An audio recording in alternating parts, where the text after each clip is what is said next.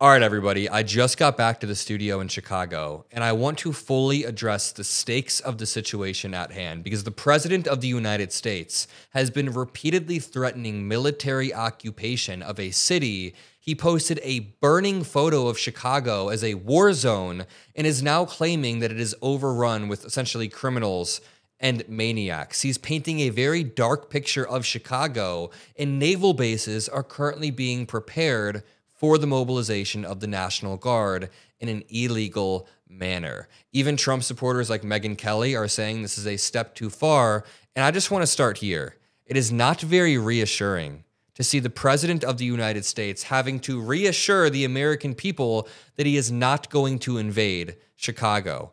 Quote, Trump says, we're not going to war with Chicago after threatening city on social media. Read this PBS article. And as someone who just drove back into Chicago today to get back to the studio, as someone who lives, works, and is building a media company in Chicago, I can assure you the city looks nothing like the apocalyptic burning war zone that Trump depicted it as in this AI image that he posted. I was just taking care of some personal family stuff in Indiana.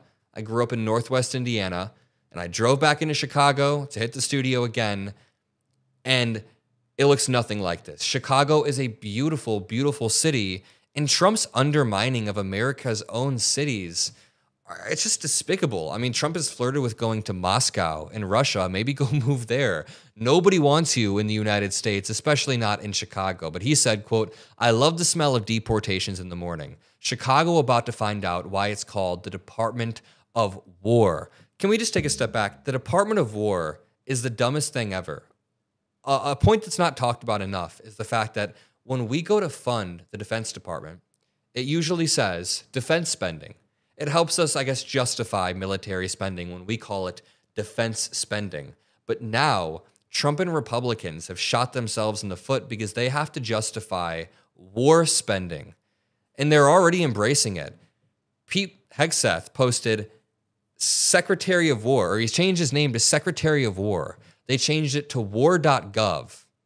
It's like, dude, we get it at this point. The Department of War, Secretary of War, over and over and over. He's just posting about Secretary of War, Pete Hegseth. This is supposed to be the peace administration, by the way. They're not only threatening war. They're not just threatening war on other countries or Greenland. He says Chicago is about to find out why it's called the Department of War. There are a few things that I want to say. Okay, crime sucks. Everybody wants to minimize crime. Everybody hates crime and wants criminals to be jailed. I'd say some politicians need to be stricter on crime. Some politicians need to be less strict on crime. It's a spectrum. The answer generally lies somewhere in the middle, not at the extremes of Republicans locking everybody up. The America has a crazy, crazy recidivism rate, but also we just need to make sure we are being responsible about this. In no way, shape, or form is a predictor of crime how much military is deployed in the city. Predictors of crime generally are the education opportunities in an area, the socioeconomic status of certain families in the area, wealth inequality in certain areas. There are many, many predictors of crime. Never is it ever how much military is mobilized. There are much deeper social and economic conditions that can be eased, like inequality, large gaps between the wealthy and people who are vulnerable living side by side creates a lot of inequality. To continue, I want to debunk this entire conservative narrative that Chicago is incredibly violent. Now, is Chicago one of the more violent cities? Yes. Does the law need to be enforced? Of course. But there are ways to do this, like increasing police funding, better psychological exams for police, more police in the streets that are responsible and are not power tripping and can take care of the community. There are ways to do this that are responsible, and it's been working. Violent crime in Trump's first term was wild in Chicago. Then it, of course, dips as the country froze during COVID. Then you see it begin to increase just a tiny bit. But Chicago crime is down over the past decade, a lot. Chicago crime continues to lower. We actually had the least homicides this summer, I believe, since the 1960s. And again, I'm not trying to undermine crime in Chicago. There are problems with crime. People are experiencing crime every single day, and it needs to be taken care of, but not in this way.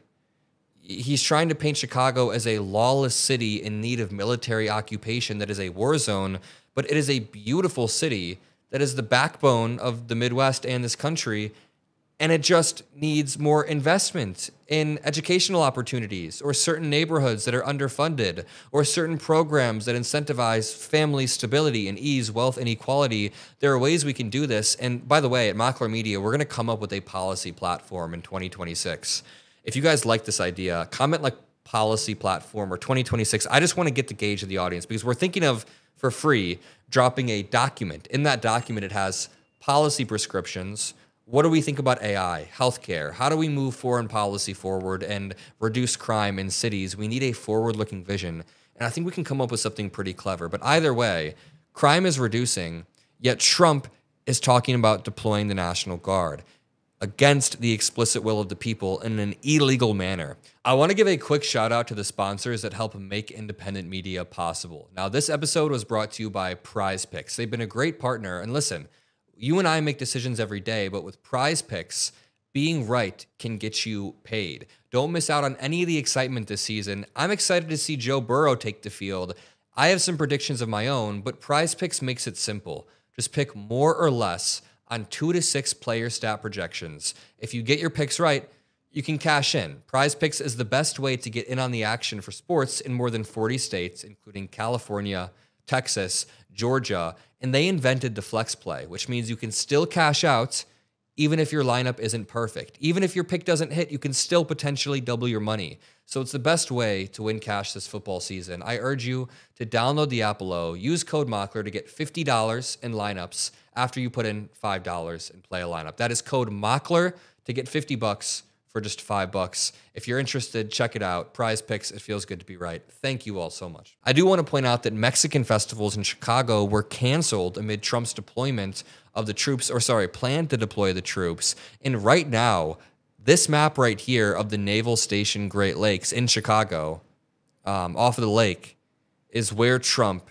is staging military presence. He's getting the area ready for the troops, so I guess they can sleep on the floor and pick up trash. Like, let's just talk about the cost for a second. While I talk about the cost, I want to show you these videos of protests breaking out. I mean, the protests were beautiful. They filled the streets of Chicago, and the cops, I mean, normal cops, not the National Guard, were present. But let's talk about the cost. The last time the National Guard was mobilized in California, about a month or two back, it cost taxpayers $120 million. We did the math over at Mockler Media. The lead policy advisor, Micah Irfan, crunched the numbers. Chicago could hire nearly 1,800 police officers with that amount of funding. So you could make a direct investment in a permanent force with training and accountability and ties to the community, yet that's not happening. He's just dropping in military personnel who will eventually leave. Take a listen to this clip.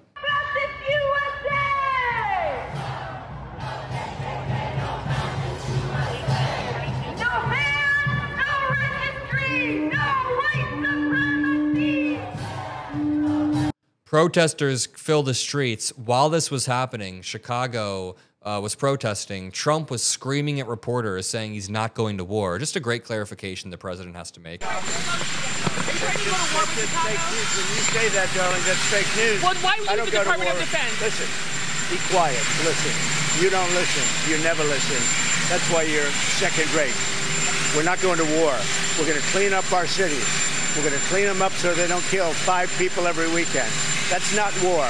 Angry old man yells at clouds, says that's not war, when you very, very clearly threatened war. Like, declaring war on your own country is fascism 101. The White House reposted this Apocalypse Now meme, and they put helicopters. What's up with the helicopter emojis? You're going to send helicopters in Chicago to take it over? You're trying to reduce crime, so you're going to turn it into a wasteland? What the hell is this? Chicago ran Trump's ass out in 2016, and we know the difference between protecting a community or intimidating a community.